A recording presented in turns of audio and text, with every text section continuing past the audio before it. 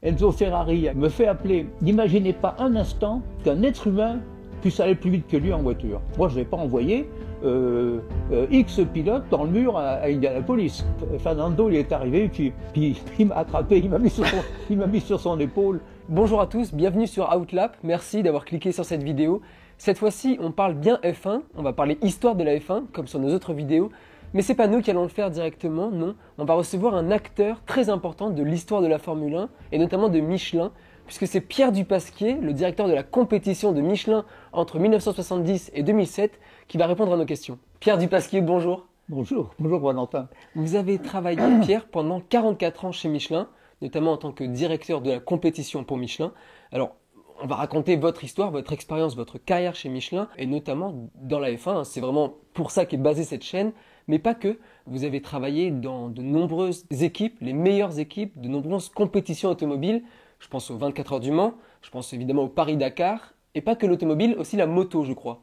Oui, bien sûr.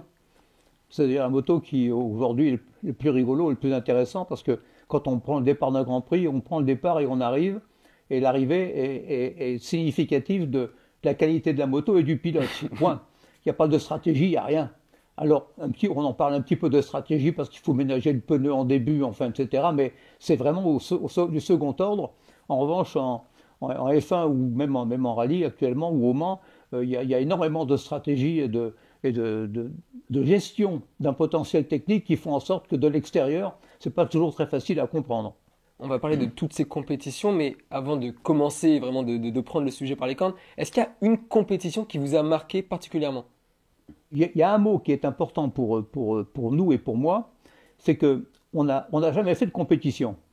En fait, ce que nous avons cherché à faire, c'était d'utiliser les qualités à la fois des machines et des hommes de la compétition pour terminer le développement du pneu X, qui avait des qualités extraordinaires, mais qui posait quelques problèmes dans le comportement lorsqu'on arrivait à la limite d'adhérence. On la connaît bien lorsqu'on tape sur le frein puis on bloque les roues. Mais à partir de ça, dans le virage, c'est peu connu de la part des conducteurs en général. Le meilleur moyen de progresser, c'était de mettre nos pneumatiques sur des machines réglables de compétition, donc, et conduites souvent par des gens qui étaient parmi les meilleurs conducteurs du moment. Vous êtes fan de sport automobile, vous êtes fan de mécanique. Je suis fan de la limite, ça c'est personnel, ça. Oui. J'aime bien quand la voiture se met en travers et puis que voilà, ça c'était dans le monde avant. Est-ce que vous allez encore sur les circuits de F1 ? Est-ce que vous allez voir les Grands Prix, vous sentir l'odeur de l'essence et des pneus crissés ? Non. D'abord, je me demande s'il y a encore beaucoup d'endroits où ça sent l'essence et les pneus. Mais non, parce que je suis bien allé quelques fois à Charade parce que j'habite près de Clermont. J'étais à l'école à l'ECAM à Lyon et avec un copain clermontois, j'étais venu à Charade, un des premiers Grands Prix de Formule 1. On était passé sous les barbelés, enfin, etc. Évidemment, on n'est pas un rang pour payer la place. Et c'est là qu'un pilote a perdu un œil avec un caillou qui a tapé dans la visière. Ah bon ? Et ce pilote-là, il est actuellement patron de Red Bull. C'est Helmut Marko. Je pense que c'est là qu'il avait eu cet accident. Donc votre premier... Et que Chris Amon perd la course en perdant sa visière. Ah oui, donc la sécurité à l'époque, c'était pas la même qu'aujourd'hui. Oh ben... On sautait pas dans l'auto en chemise, ça faut remonter à Fangio, mais pas loin, quoi. Oui, pas loin. Les casques, on connaît la qualité des casques de l'époque. Pour revenir sur l'actualité du moment, il y a une grosse question qui se pose cette année en F1, c'est la question du spectacle des pneus. Comment est-ce qu'on peut assurer le spectacle avec des pneumatiques tout en étant sûr qu'ils n'explosent pas à la moindre seconde, quoi ? Peut-être une question méchante. C'est une question. Adressée à quelqu'un du pneumatique, par définition et par conscience professionnelle, je dirais. Quand on présente un pneumatique, qu'on le met sur une voiture conduite par un homme, on a l'assurance en notre âme et conscience, avec tous les outils dont on dispose, que le pneu ne va pas exploser. Autrement, on refait la copie, on repart à zéro et on fait autre chose. Donc a priori, quand on présente un pneumatique sur une voiture, a fortiori en compétition parce que c'est du nouveau à chaque fois, on a l'assurance que le pneu il fera ce qu'on va lui demander c'est-à-dire la distance, la vitesse, enfin, sans en souffrir. Est-ce que vous pensez qu'il pourrait y avoir encore un jour une compétition entre deux différents constructeurs pneumatiques? Je ne pense pas. Non? Tel que les sports mécaniques sont conçus actuellement, en fonction de leur audience, des conditions sociales, économiques du moment, ça me paraît très improbable. Et vous auriez pu, si la stratégie d'Édouard Michelin avait été menée à bien dans le sens positif, vous auriez pu avoir le monopole en F1 de toutes les voitures? Oui, c'est ce que Custom m'a proposé, mais de toute façon, c'est vous qui aurez le monopole. Ah, c'est vous qui étiez les favoris par le monopole? Mais moi j'ai dit non, on n'en veut pas. Mais Parce que cet aspect de compétition se perdait justement et n'était plus utile. Ouais, mais on le fait actuellement en moto, contraint et forcé, j'allais dire, par les règlements. Et Pirelli le fait à son corps défendant parce que c'est pas commode. Hein. C'est juste pas commode. Il y a des incidents en pneus, on critique le manufacturier. C'est vraiment très compliqué. Pierre, vous étiez pendant toutes ces années directeur de la compétition de Michelin. Alors, ça va être un peu compliqué là aussi, mais est-ce que vous pouvez nous définir qu'est-ce que c'est qu'être directeur de la compétition dans tel groupe que Michelin? Être présent en compétition pour Michelin et être, entre guillemets, directeur, ce qui n'existait pas à l'époque parce qu'il n'y avait pas de titre chez Michelin. Exactement. J'ai été nommé directeur, je ne sais même pas si je l'ai été effectivement un jour, mais je crois que oui, mais c'était simplement la conséquence d'une attitude d'un groupe d'individus dont je faisais partie et qui ont eu à un moment donné la volonté de tout comprendre et de faire mieux que les autres. Parce que ce qu'on voulait très honnêtement, quand on a commencé à rouler au niveau de la Formule 1, on ne savait pas si on était meilleur que les autres. On en était persuadé, mais on voulait le prouver, on voulait le montrer à nous-mêmes et le prouver et comprendre comment et pourquoi. Mais ça reste un pari, avant d'entrer dans une compétition, ça reste un pari et une incertitude. C'était un challenge. Un challenge plutôt, ok. C'était c'est pas un pari, non, on n'a pas fait de pari, c'était une volonté de comprendre. Donc c'est un challenge si on veut. Et de développer. C'est de développer. Et de faire mieux. Absolument, absolument. On fait une petite pause dans la vidéo, voilà, juste pour vous dire que si vous aimez le contenu qu'on est en train de vous proposer, les interviews, les podcasts et plein d'autres concepts qu'on vous proposera en 2025, alors n'hésitez pas à liker, à vous abonner et à partager la vidéo. Allez, bonne continuation. Pierre, on va faire un petit jeu si vous voulez bien. C'est très simple, je vais vous donner 4 anecdotes possibles qui sont arrivées en F1 ou non, et vous allez me dire si vous pensez qu'elles sont vraies ou si vous pensez qu'elles sont fausses. C'est bon? Oui, allez-y. Alors, première anecdote, est-ce que c'est déjà arrivé?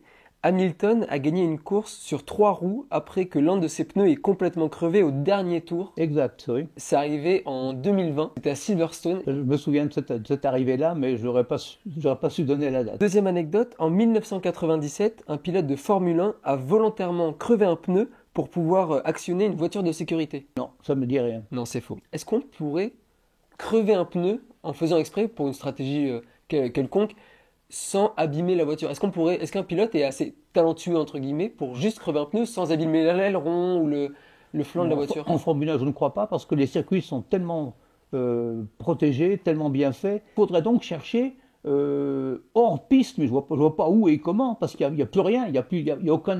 Tout est dégagé. Je ne vois pas comment on pourrait faire. Troisième anecdote. En 1986, lors du Grand Prix d'Australie, un pilote a réussi à finir la course en roulant avec des pneus slick, donc des pneus mouillés, sur une piste complètement sèche. Alors ça c'est très facile, bien sûr, et réciproquement d'ailleurs. On pourra parler de courses gagnées avec des pneus slick sur piste complètement mouillée. Oui. Eh bien, c'est jamais arrivé. C'est jamais arrivé. Non, c'était. Oui, non, mais c'est très possible. Mais c'est possible. C'est beaucoup. Moi, j'ai fait gagner. C'est très très vieux en moto à Jarama. Un pilote, je crois que c'était un Italien. La piste était mouillée. Il venait de pleuvoir et je lui ai dit, tu peux partir avec en slicks et au début tu laisses filer tout le monde, tu t'en fiches complètement. Mais dès que ça va commencer à sécher, tu auras un tel avantage que tu peux gagner la course. Et il a gagné la course. Donc ça paraît. Donc ça c'est des astuces, je dirais. Il y a des cas en Formule 1 aussi qui se sont produits et c'est classique, quoi. Il y en a un, il n'y a pas très longtemps en Formule 1. Il y avait eu Lando Norris qui avait complètement raté sa stratégie et qui était resté avec des pneus secs alors qu'il a commencé à pleuvoir. Par exemple. Et dernière anecdote, est-ce que c'est arrivé ou non? 2 voitures de la même écurie ont tous les deux abandonné dans la même course à cause des mécaniciens qui ont pour les deux voitures, mal visser des boulons pendant l'arrêt au stand? Alors ça, c'est arrivé, mais je ne sais pas. Pour Ah, si vous l'avez, les deux voitures d'une même écurie, je ne sais pas. Est-ce que vous avez l'écurie? C'est une écurie qui est connue pour ses bourdes. Et c'est pas Alpine. Ah non, faut pas dire du mal d'Alpine. Ce sont des amis, pas. Non, je ne vois pas. C'est As. Ah, C'est As. ah. Oui, mais là, je ne suis pas d'assez près maintenant pour. Non, c'est effectivement, puisque c'était en 2018 au GP Ouais. d'Australie, et c'était et Magnussen et Grosjean qui avaient dû abandonner à quelques tours d'écart, parce que les mécaniciens avaient fait vraiment n'importe quoi pour les deux. Et donc les roues étaient partis pour les Ah, deux. ça, c'est l'agilité et le sérieux et la rigueur des mécaniciens. Un jour, c'était arrivé à Williams d'avoir eu beaucoup de soucis avec une roue, enfin, etc. Et c'était un souci mécanicien, hein, c'était clair. Et j'ai dit à Franck, on était en Formule 1 à ce moment-là, je dis, mais putain, tous les matins en arrivant à l'usine, c'est 45 minutes de montage et de démontage. Tous les putains de matins, quoi. Enfin, ouais, et parce que voilà, c'est un réflexe qu'il faut avoir. Actuellement, il y a des dispositifs électroniques qui avertissent que la roue est serrée ou qu'elle n'est pas serrée. À l'époque, il n'y avait rien du tout. C'est-à-dire que le mec avec le pistolet, c'était serré ou pas. Alors si jamais la roue était un petit peu de travers, on pouvait avoir l'impression d'avoir serré et la roue elle se desserrait dans le tour qui suivait, quoi. Enfin, mais il fallait acquérir un geste machinal pour éviter, c'est trop bête, c'est trop cher, cher en énergie, en temps, en tout, quoi. Eh oui, ça peut coûter des victoires. Ah oui. Mais Et oui. c'était arrivé, il y avait le Ferrari de Mattia Binotto qui était connu pour ses mauvais arrêts au stand. Et quand Frédéric Vasseur est arrivé, effectivement, il a demandé à Maranello, à tous ses ingénieurs et à tous ses mécaniciens de travailler sur ce geste pendant tout l'hiver. Ah, mais absolument. Tout son premier hiver, 3 mois, c'était tous les jours Ah, ben, 1 heure absolument. de montage et démontage de pneus. Eh oui, Et maintenant, c'est une des très bonnes écuries aujourd'hui dans la grille absolument. qui fait des très bons Absolument. arrêts de Ferrari. Donc vous avez quand même été vraiment pas mal à ce jeu. Pas mal, vous connaissez votre histoire. On va passer à votre carrière. Vous êtes arrivé chez Michelin en 1964. Mais alors, à l'époque, Michelin n'était pas dans autant de compétitions automobiles qu'aujourd'hui, et bien Du tout. qu'à votre époque. Zéro. Mais alors, comment, et quand vous êtes arrivé, ça a dû faire partie de votre travail, comment est-ce qu'on choisit dans quelle compétition on s'intègre? Quel type de pneus on veut développer? On est arrivé à s'approcher de voitures qui permettaient des réglages voitures. Parce qu'on avait un outil de mesure à l'époque qu'on appelait, c'était un volant, avec un moyeu qui tenait la roue qu'on voulait mesurer. Et on appliquait une charge, et puis en fonction de l'angle qu'on mettait entre le volant et le pneu, ce qu'on appelle l'angle de dérive, on mesurait à la fois le couple et l'effort axial. Et ça, il n'y avait pas de. C'était continu. Donc on avait un résultat, une jolie courbe. Mais quand on perdait l'issue arrière d'une voiture, c'était violent. Donc l'aspect voiture est intervenu tout de suite pour dire il y a le pneu, mais il y a aussi la façon dont la voiture utilise le pneu.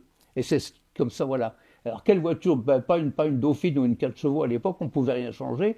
Mais par contre, une petite monoplace de Formule 3, ou même Formule Renault à l'époque, ça s'appelait Formule France, Formule Renault. Il y en a encore. Eh bien, ça va permettre de. Là, par contre, on peut jouer sur tous les réglages. L'entrée en F1, c'est en 1977. Oui.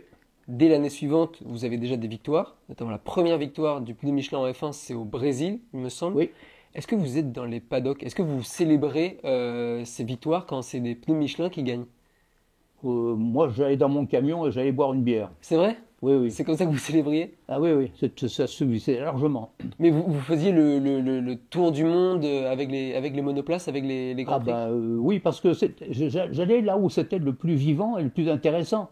Alors un truc qui roule tout seul, où on sait ce qui va se passer, il y a des accidents de course, mais enfin ça ne m'intéressait pas. Par contre, dès qu'il y avait quelque chose de nouveau à présenter et à décortiquer et à comprendre, alors ça m'intéressait beaucoup évidemment, et là j'étais là, et il se trouve que la Formule 1, c'est quand même très compliqué, très difficile, il y a beaucoup d'argent, il y a des machines, il y a des ingénieurs, pour en citer une dizaine de noms, talentueux et tête de l'art, difficile à gérer, et je dirais avec qui il fallait collaborer pour extraire de ce qu'il faisait, lui, pour gagner des courses pour son écurie, et moi, pour comprendre ce qui s'était passé sur la voiture, c'est pas de la tarte. Donc c'est pour ça que je suivais en général. Je voyais au début de saison, je faisais 2 rallyes du championnat du monde pour voir qui est avec quoi, 2 grands prix moto pour voir ce qui s'est passé, ou sur quoi est Rossi, est-ce qu'il a changé de moto, etc. Et puis évidemment la F1, l'endurance, c'était pour Le Mans qu'on travaillait, mais c'était un travail qui de longue haleine pour être prêt pour Le Mans, quoi. Vous avez gagné au Mans aussi en 1978 avec Renault Je Alpine. ne me souviens pas, on a gagné au Mans tout le temps. Tout le temps. Non, mais c'est vrai parce que les voitures étaient extrêmement rapides. C'est Porsche qui a gagné le plus sans nous au Mans. Quand Enzo Ferrari a décidé de monter des pneus Michelin sur sa Daytona, très peu de temps après, je suis allé voir Monsieur Bott chez Porsche et je lui ai amené 4 pneus de 165-15 pour mettre sur une 911 et quand ils ont essayé, ils ont pris ça tout de suite. Donc ça a marché. Et oui, Porsche a été à 100% en Michelin juste après que la Daytona, que Ferrari avait décidé de me... Ils ont joué le jeu. Puis alors après, je me suis plus occupé de ça parce que c'était pas mon problème. Il fallait s'en occuper. Porsche, c'est pas de la tarte. Quand ils emmènent une voiture sur Nordschleife, il faut quand même s'y intéresser. Et moi, je pouvais pas. C'était plus mon boulot. J'avais fait ce travail qui était de présenter une solution nouvelle et brillante à Porsche, que Porsche avait accepté, que mes camarades autour prennent le relais. En 1977, c'est l'entrée en F1. 1978, c'est la première victoire. Et 1979, c'est la première victoire en championnat du monde. Oui. L'évolution, elle est rapide, là, quand même. On rentre en Formule 1 en 77 avec Renault. Oui. Et ça, je fais une grosse erreur. Ah bon? On avait une équipe jeune qui n'avait jamais travaillé en Formule 1, avec François Castin qui dirigeait ça. Je suis allé le voir un jour, on dit, attends, le pilote, c'était Jean-Pierre Jabouille, jamais conduit de Formule 1. Le châssis, c'était de Cortance, jamais fait de châssis de Formule 1. Le pneu, c'était des Michelin, jamais fait de Formule 1, et les voitures ne marchaient pas. Alors tout le monde regardait tout le monde pour dire, attends, ton châssis c'est une merde, tes pneus, enfin... C'était une erreur de venir avec une seule machine en Formule 1, sans expérience, et une machine nouvelle aussi. Et là, voyant qu'on était en Formule 1, Enzo Ferrari, qui avait accepté déjà nos pneumatiques pour équiper sa Daytona, me fait appeler après le Grand Prix d'Italie à Monza. Il envoie Piccinini qui vient me voir et qui me dit le commandateur veut te voir demain matin. Alors, le lundi matin, je suis parti avec ma petite Fiat 127 de location pour aller à Maranello. Et puis je vais voir le commandateur qui me dit Ingénieur, je comprends maintenant que vous êtes en Formule 1. Qu'est-ce qu'il faut que je fasse pour avoir des pneus Michelin? Champion du monde en titre, Niki Lauda au volant, enfin, etc. Je veux dire, Fiat venait de racheter Ferrari. Et sur les Ferrari, il y avait le nom Fiat. Alors le commandateur, il était comme ça, avec le nom de Fiat.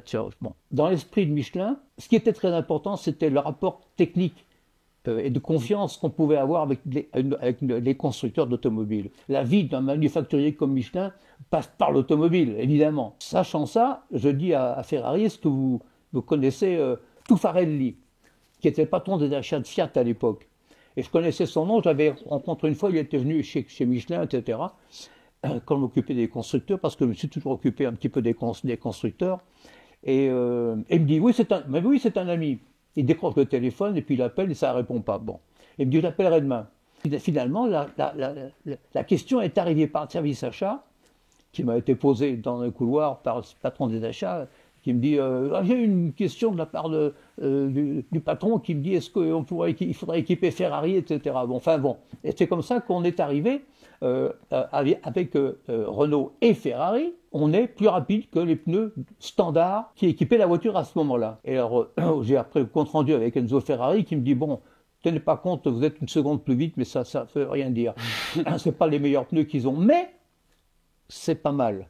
Parce qu'il n'y a pas que Scheckter qui a gagné cette année-là, c'est lui qui gagne le championnat du monde, mais Arnoux et Jabouille dans la Renault, ils gagnaient aussi, ils faisaient aussi des podiums cette année-là, et grâce aux pneus Michelin. Mais parce que les voitures terminaient les courses. Et comme elles étaient équipées de bons pneus, elles gagnaient les courses. Voilà. Et donc on s'est retrouvés à faire la bataille au plus haut niveau avec donc Rothman et Gilles Villeneuve en 78.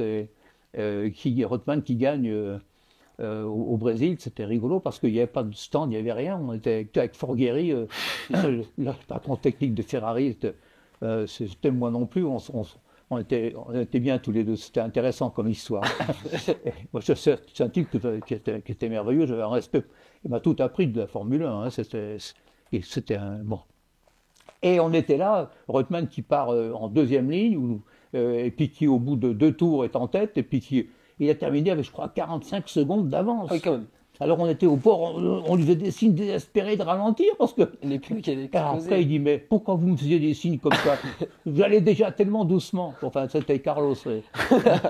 Voilà, donc ça a été, on était dans la cour des grands, et j'allais dire, tout à l'heure on m'a demandé qu'est-ce qui était important. Eh ben, c'était un phénomène pour moi qui était mais fondamental, parce que nous venions de montrer, certes avec une excellente voiture et un excellent pilote, etc., mais qu'on était meilleur que les pneumatiques conventionnels de Goodyear. Exactement. Voilà, donc, alors d'une part, on l'avait compris, et d'autre part, on venait de le montrer. Et donc, malgré toutes ces victoires, toutes ces réussites, Michelin quitte la F1 en 1984. Est-ce que c'est du fait de Michelin, c'est les nouvelles réglementations? Pourquoi Michelin quitte la F1 en 1984? Bon, évidemment, la Formule 1 est chère, très chère, de toute façon, parce qu'on cherche partout les meilleurs hommes et les meilleurs matériaux et le meilleur matériel. Donc, évidemment, c'est cher. Et la volonté de faire en sorte que les grands prix coûtent moins cher était quelque chose qui allait forcément aller, et heureusement, on ne le voit pas actuellement, vers une abâtardisation, j'allais dire, de la discipline. Elle reste scandaleuse, entre guillemets, au bon sens du terme, encore actuellement, parce qu'on a beau essayer de limiter les budgets des écuries, c'est complètement bidon, quoi. On arrête, on dit on va limiter vos nombres de jours d'essai, on va limiter le nombre d'heures que vous passez en soufflerie. Du coup, les mecs qui font de la simulation, enfin, ça coûte encore plus cher. Enfin, voilà. Donc c'est la Formule 1 un peu. Je crois que donc le fait d'avoir un seul manufacturier, à mes yeux au moins, ça ne résolvait pas le problème du coût. Pour ce qui nous concerne en pneumatique, on savait le résoudre autrement. Et le fait de ne pas avoir de concurrents, non pas qu'on veuille faire du mal à qui que ce soit, mais ça nous permet, ça a permis à Michelin à tout moment d'avoir une référence pneumatique établis, de gens qui ont de l'expérience, qui sont des manufacturiers aussi mondiaux, et de voir si nos solutions basées sur cette fameuse découverte du pneu X, ils devaient être poursuivis, pérennisés, ou bien si au contraire il fallait remballer nos outils, quoi. Et en fait, on a très bien réussi, je crois, au moins c'est pas objectivement, à montrer ça. Moyennant quoi, en l'absence d'un concurrent, pour montrer que Michelin avait réussi son challenge, a été meilleur que les autres, et ben ça y est, ça ne servait plus à rien de rester là pour dépenser beaucoup d'argent, parce que ça coûte beaucoup d'argent, et pour ne rien faire. Et si Michelin est revenu en Formule 1 en 2001, c'était à la suite d'une demande très précise, d'une part de la part de Toyota, et puis on a eu aussi la décision de Renault. Et donc là, dans les années 2000, vous concevez les pneus de plusieurs écuries, de Williams, de Renault, de McLaren.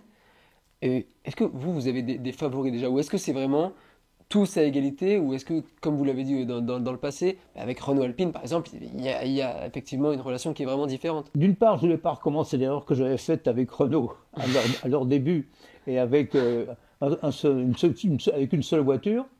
Et là, on était confiants, on savait un petit peu où on mettait les pieds, on continuait à gagner le Mans tous les ans, enfin, etc. Oui. Donc on était on était solide quand même. Mais je ne voulais pas recommencer cette situation. Et on a très rapidement eu d'excellents résultats avec Williams en particulier, oui. Où on gagne 4 courses la première année. 4 fois la première année. 4 fois la première année, 3 fois avec Ralph et une fois avec Montoya. Et Ralph, c'était, je peux dire, c'est parce que j'ai appris qu'il avait remis les pieds un peu en Formule 1 cet an dernier. Mais son frère, Michael, disait que Ralph était plus rapide que lui. Quand ils roulaient ensemble, c'était ce qui était vrai. Ralph était un pilote, c'est un homme difficile, Mais c'est un pilote pouvait aller boire une bière quand il était en tête de la course. Il l'a terminé et il l'a terminé premier. Il restait premier à la fin, quand même. Ah oui, oui, il était rapide, très rapide, sûr. Et ça a été il nous a, boum, il nous a fait pop-up là, Vraiment? ben oui, parce qu'on a commencé, hein, on recommençait, et c'est lui qui a montré tout de suite qu'on était là, quoi. C'était pas la peine de continuer à faire des phrases. euh, Et il y a des pilotes qui vous ont particulièrement aidé dans la gestion des pneumatiques, dans le développement de la durabilité des pneumatiques grâce à leur alors, qualité? tous avec leur tempérament. Et comme ils sont tous à un niveau extrêmement élevé, c'était extrêmement intéressant d'avoir des tempéraments différents qui s'exprimaient. On veut des noms. On veut des noms. Oui, ben oui, mais dans une même écurie, par exemple, prenons Renault, il y avait Prost et Arnoux. Bon, on a eu, chez Renault aussi, on a eu Jabouille et Arnoux, Et Arnoux aussi. pareil. Bon, autant Prost que Jabouille, c'était des gens qui réfléchissaient à ce qui se passait. C'est-à-dire qui, de temps en temps, prenaient des initiatives en levant plus tôt ou en faisant un truc, puis ils rentraient, ils faisaient des commentaires. Et René Arnoux, on l'appelait le petit fermiste, un garçon vraiment adorable, quoi, charmant, très rapide, talent naturel, quoi. Il faisait pas de phrases, hein. Il partait, on lui mettait des pneus. Qu'est-ce que vous faites? Ben, on va comparer deux types de pneus. Bon, allez-y. Alors on comparait les pneus, il montait dans la voiture, il faisait le tour. S'il y avait 2 dixièmes d'écart entre les deux pneus, c'était 2 dixièmes de pneus. Alors qu'avec des gens qui. X, c'était pareil. Jackie, il partait, il réfléchissait, il revenait. Et puis Regazzoni, il mettait le pied, et puis il faisait 5 tours au Ricard. C'était 5 tours d'une régularité parfaite. Ah ouais? Il n'y avait rien à dire. Voilà, c'était tous ces gens qui étaient tous au même niveau de pilotage et avec un tempérament, une approche un petit peu différente. Pesca, je n'ai pas travaillé avec lui, mais il disait, moi, m'emmerdez pas à me poser des questions, moi je monte dans l'auto et je conduis. Et c'était le cas d'Arnoux, de gens comme ça. Et pour nous, c'est précieux parce qu'on savait que les dixièmes, on savait où les mettre. Par contre, les commentaires d'X, de Jabouille ou de Prost, pour parler de cela, c'était des commentaires précieux parce que Reutemann, c'est pareil, l'Argentin, il bobinait la nuit, sa femme disait, il m'emmerdait toute la nuit à tourner un rond dans la chambre. Voilà, Carlos, il fallait l'écouter parce que les temps, ça voulait rien dire. Enfin, j'exagère, mais Gilles, non.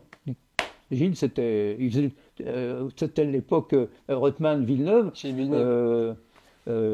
Gilles. Mon Dieu. Est-ce que vous avez un pilote qui était le plus rapide, mais le plus rapide de tous? Gilles n'imaginait pas un instant qu'un être humain puisse aller plus vite que lui en voiture. C'est vrai? Ah, mais pas du tout. Il m'a emmené un jour du circuit de Jarama en Espagne à l'aéroport avec une R5 de location. C'était intéressant quand même.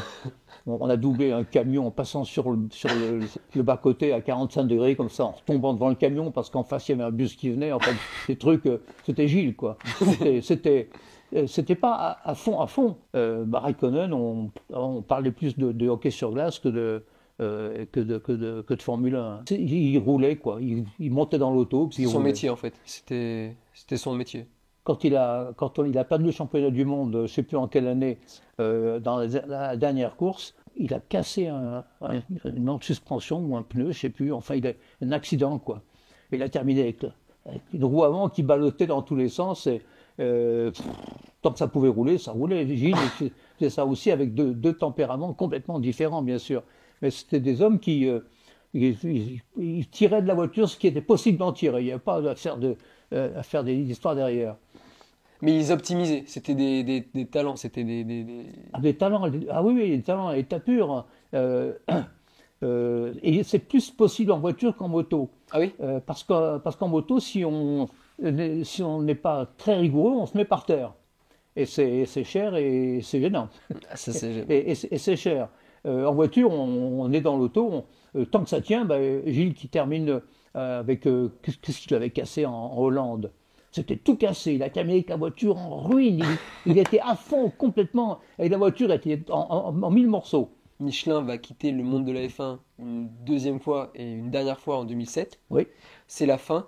Entre-temps, il y aura eu quelques grosses questions. On pense forcément à Indianapolis 2005. Des moments qui ont marqué l'histoire de la F1. Michelin aura marqué l'histoire de la F1 par ses grandes victoires, mais aussi par ce moment-là. Qu'est-ce qui s'est passé à Indianapolis 2005? Il y a un journaliste anglais qui a jamais accepté ce qui s'est passé à Indianapolis. Il m'a fait des pendules pour m'expliquer, je ne dirais pas qui c'est, que de toute façon, Indianapolis, on aurait dû faire la course et qu'on pouvait faire la course. Ah oui? Et alors, j'essayais d'être un petit peu synthétique. On vient à Indianapolis 2 semaines après Barcelone. Et Barcelone est un circuit à l'époque, depuis il y a une chicane en plus, il me semble, est un circuit extrêmement difficile parce que après la ligne droite, il y avait un grand droite qui était fond de troisième où les pneus étaient. Alors ce qui nous est difficile pour nous, je ne l'ai pas évoqué jusqu'à présent, mais il y a plusieurs trucs dans les pneus. Il y a l'architecture, les carcasses, et puis il y a le mélange de gomme qui est au contact du sol. Et quand on veut un pneumatique il doit être adapté aux conditions d'emploi. Il faut que la carcasse fasse son boulot et que la gomme soit appropriée sur les conditions de sol, la granulométrie, la distance à parcourir. Au Mans, on fait des pneus qui doivent durer 4 stints parce que ça, on gagne du temps. On nous a dit qu'il faut en faire 4 parce que comme le plein d'essence au Mans est très long, le fait de ne pas avoir à faire un changement de pneu qui se fait en plus du temps arrêté pour le plein, c'est de l'arithmétique élémentaire. Hein, voilà. Donc, il y a cette carcasse et il y a le mélange qu'on met au sol. On fait la course de Barcelone sans problème. On termine avec quelques distillations parce que c'est Barcelone, quoi. Oui. Ça se passe très bien, aucun incident ni rien. Tout va très bien. Et nos camarades de l'époque étaient beaucoup moins bien placés que nous à ce jeu-là. Et on arrive à Indianapolis, avec une architecture la même que celle de Barcelone, parce que c'était aussi dur l'un que l'autre, et en particulier la remontée sur l'anneau. Quand on a fait l'infield à Indianapolis et qu'on remonte sur l'anneau, là aussi c'est un fond de 3, c'est compliqué. Donc le pneu est longtemps en contrainte. Oui. Et c'est ça qui le fatigue. Une contrainte courte, évidemment, ça fatigue moins que quand la contrainte est longue. Je parle là de fatigue sur l'architecture du pneu. Bien sûr. Et c'est du vendredi. Nous, bon, standard, quoi, tout va bien, une police, parfait, tout. Moi, la veille, les gars me prêtent une Harley, enfin, on fait un peu les. Bon. Et puis, première séance d'essai du vendredi, Ralf Schumacher se met dans le mur en haut. Ah, il se met dans le mur. Qu'est-ce qui s'est passé? Bon, alors on attend pour savoir. Pas d'accident de voiture, pas d'accident de. Rien n'avait lâché sur la voiture. Et puis on récupère évidemment le pneu avant gauche qui était en mauvais état. Et alors l'ingénieur qui s'en occupait à l'époque, c'est Pascal Vasselon qui était là et il découpe le pneu tout de suite. Puis il m'appelle, il me dit viens voir un peu, on a un vrai souci. Et on avait des ruptures de carcasse. Alors, est-ce qu'on en a eu d'autres? Est-ce que c'est un accident isolé? Bon, tout est toujours possible. On avait une confiance absolue dans nos techniciens qui qui fabriquaient les pneus. Donc, on prend d'autres pneus, d'autres voitures, Montoya par exemple, au hasard, et ça n'avait pas cassé, mais c'était pas loin. Ah bon? Et en même temps, on a une Toyota qui casse un pneu dans l'infield. Ah, on dit là, ça c'est sérieux. Alors, on a un problème. Alors c'est quoi?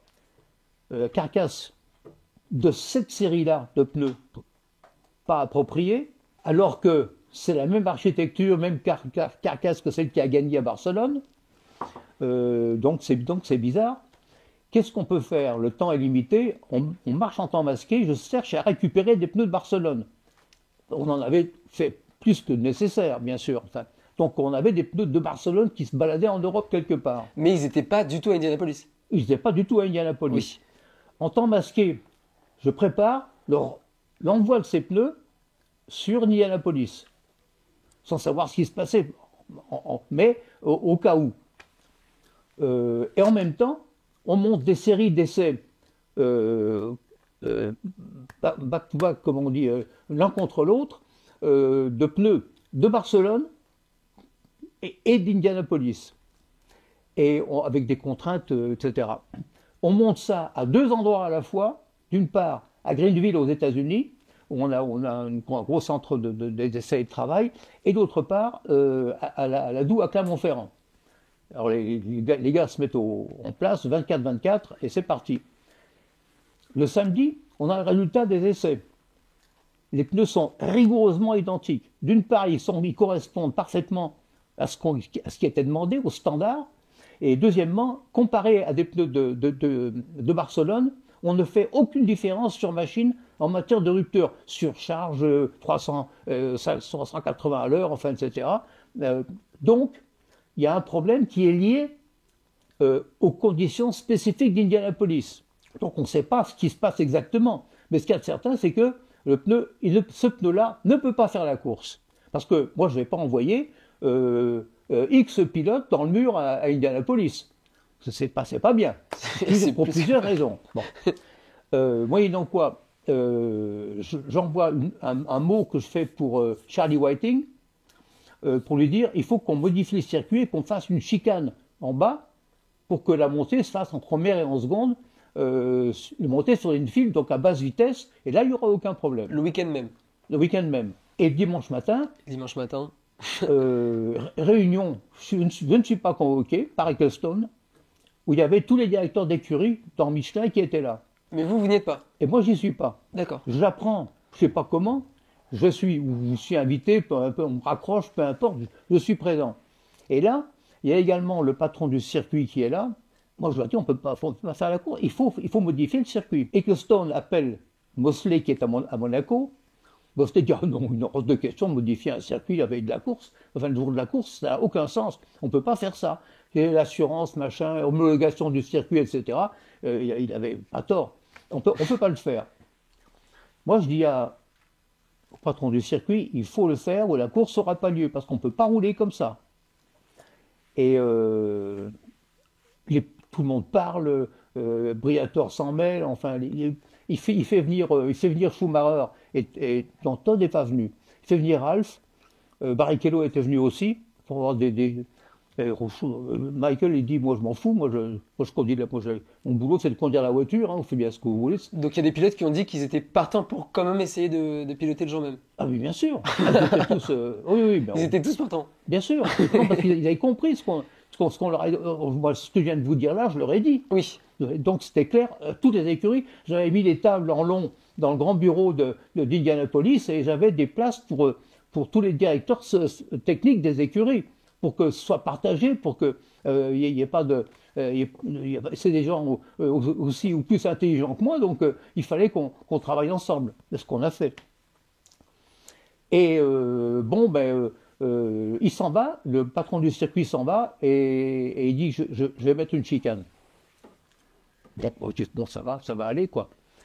Et puis je m'en vais, et c'était le départ du tour c'était à quelques formations de départ. Enfin, à une demi-heure du tour de mise en place. Alors je mets ma combinaison anti-feu, machin, etc. Et puis je me dirige vers ça y est, le tour se terminait, de mise en place. Je me dirige vers et puis là je vois que les voitures rentrent dans le. Puis je croise un journaliste qui me dit, la chicane n'est pas là. Alors j'avance, et puis bon, il y en a deux qui ne voulaient pas s'arrêter, c'était Alonso et Raikkonen. Étonnamment. Qui se battaient, et puis qui tous les deux disent, ouais, Michelin, ils sont tellement conservateurs qu'il n'y a pas de souci, on le départ comme. Et alors là, je crois que il y a Ron Dennis et puis Briatore qui doivent faire entrer. Bon. Et puis alors là, je suis parti, puis j'ai pleuré derrière un camion parce que j'ai dit, je ne pouvais plus rien faire, quoi. Ouais. Donc, et la course n'aura pas lieu. Moi, je voulais pas mettre les gens dans le mur. Hein. Donc, c'était. Alors, j'avais entre-temps, évidemment, téléphoné. J'avais eu Édouard Michelin au téléphone, etc. Et il m'avait dit, c'est votre décision, vous avez tous les éléments, vous faites ce que vous avez à faire. Bon. Et puis après, voilà. Et la course a eu lieu, mais sans les voitures. Alors, la course a eu lieu avec 6 voitures. Barrichello et Schumacher ont failli se foutre dedans dans le premier tour. En plus, ça aurait été drôle, façon de parler. Et Goodyear, et pas Goodyear, Bridgestone était très heureux parce que les temps en course ont été beaucoup plus longs que ce qu'on savait faire. Oui. Parce que là, ils ont tout ramené voilà, à la gestion des pneus. Quelques temps après, je vais au salon de Détroit. Quelqu'un vient me prendre à l'aéroport, et puis il me donne un journal, et il y avait un journal sur une course NASCAR à Charlotte. Et le journaliste avait fait un boulot extraordinaire, parce qu'il a fait le rapprochement entre la course de NASCAR et la Grand Prix de Formule 1. Pendant la course de NASCAR, pendant les essais, il y avait eu 7 voitures dans le mur, et pendant la course, il y en a eu 6. Mais en NASCAR, tout le monde rigole bien parce que c'est une voiture dans le mur, c'est partie du jeu, j'allais dire. Et ce journaliste-là écrit, j'aurais dû garder le papier, mais il ne doit pas s'en retrouver, écrit que le revêtement du circuit de Charlotte avait été refait avec la même société et dans les mêmes conditions que le revêtement de la piste d'Indianapolis. Et donc là aussi, c'était les pneumatiques qui étaient en cause. Ah ben oui, les pneus étaient bien en cause. Mais pourquoi les pneus étaient-ils en cause, bizarrement, alors qu'ils ne l'étaient pas, avec les éléments techniques qu'on pouvait avoir de comparaison avec Barcelone, etc., et que ces pneus-là, on ne réussissait pas à les casser sur machine. Donc quelque chose était particulier à Indianapolis, et ce journaliste-là avait fait le boulot de faire le rapprochement entre ce qui s'était passé en NASCAR à Charlotte et ce qui s'était passé à Indianapolis. Et donc Michelin quitte la F1 en 2007, mais ça n'a rien à voir, c'est pas du tout. Non, Michelin quitte la Formule 1 parce que Mosley a décidé qu'il y aurait un seul manufacturier, et Edouard Michelin a dit j'ai plus rien à faire là. Et moi, on avait tout compris. On avait battu tout le monde techniquement, on savait ce qu'on avait fait, on avait eu les preuves de notre compétitivité et des résultats qu'on avait eus le montraient clairement. En plus, c'était réparti parce qu'on gagnait le Mans, parce qu'on allait gagner dans le sable ou dans les cailloux au Dakar. Vous avez gagné en 2006 en F1 avec Fernando Alonso. Oui, c'est ça, oui. Donc, oui. Vous gagnez partout à ce moment-là. Oui. Donc, effectivement, il y avait plus. Et là, Edouard Michelin me dit ce serait bien si vous arrêtiez un petit peu quand même. J'avais quand même pas loin de 70 ans. Donc, ça va, quoi. Et là, donc, c'est la fin, et Michelin, et vous aussi chez Michelin. Oui, absolument. Dans toutes ces années, dans ces 2 fois où vous êtes allé en F1, vous avez rencontré, on en a parlé, hein, des gens extraordinaires, les plus grands patrons d'écurie, les plus grands pilotes automobiles. Est-ce que vous avez eu des relations particulières avec certains d'entre eux? J'imagine Fernando Alonso, par exemple, avec qui vous avez gagné ces titres à la fin. Oui, non, mais puis Alonso, je l'ai un peu porté sur les fonds baptismaux parce que Michel Mouton, à l'époque, organisait sa course des champions, qui est une course rigolote qu'elle avait organisée avec ses copains pilotes du Nord. Comme je lui ai dit à Michel, tu sais, je peux t'amener plus de monde que tes copains nordiques qui sont charmants mais je peux t'amener de la moto, alors je lui ai amené Rossi, et j'ai amené Alonso parce qu'il était champion d'Espagne en Formule 3, un truc comme ça. Et il est venu avec son père. Son petit costume, sa petite cravate, avec son papa, voilà, en invité que, voilà, donc voilà comment ça a commencé avec Alonso. Et il vous a célébré votre pot de départ quand vous avez quitté le monde de la F1, le monde de Michelin. Il vous a célébré votre départ particulièrement, apparemment. Ben oui, parce que il est arrivé Rossi est arrivé en moto, c'était pour un prix moto, il était tombé pendant les essais.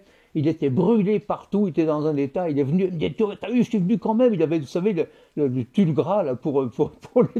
Et Fernando, il est arrivé, et puis, je sais plus comment on se croise, comment il me dit bonjour, puis il m'a attrapé, il m'a mis sur son épaule, et c'était amusant, parce que j'étais très bien d'ailleurs, c'était pas de travers, hein, il m'a balancé comme ça. Voilà, donc c'était mon dernier souvenir. Je l'ai pas revu depuis, je n'ai pas eu l'occasion facile cette saison-là, mais. Est-ce que Michelin pourrait revenir un jour en F1? Si on en juge par tout ce que je vous ai dit, les réponses que j'ai données à vos questions, je vois pas pourquoi faire. Bon, merci beaucoup Pierre Dupasquier pour être resté tout ce temps avec nous et pour avoir répondu à toutes nos questions. Eh ben c'est un plaisir. Je rappelle, vous avez un livre, si on veut raconter toute l'histoire, il y a tout dedans. Oui. Il y a Ah, absolument oui, tout dedans. Ben oui, Ça parce que s'appelle... là, je l'ai fait pratiquement à chaud. Enfin, Oui, vous l'avez fait en 2007, donc à chaud. oui. Donc à chaud, Oui, oui. il s'appelle 40 ans de passion et sport en sport mécanique. Voilà, c'est une préface de Frank Williams. Je pense Oui, que juste absolument. pour ça, Oui, rien que pour ça, oui. juste pour ça, et puis pour toutes les anecdotes et les informations que les spectateurs retrouveront à l'intérieur. Voilà. Merci beaucoup, Pierre. C'est un vrai plaisir. Merci à vous.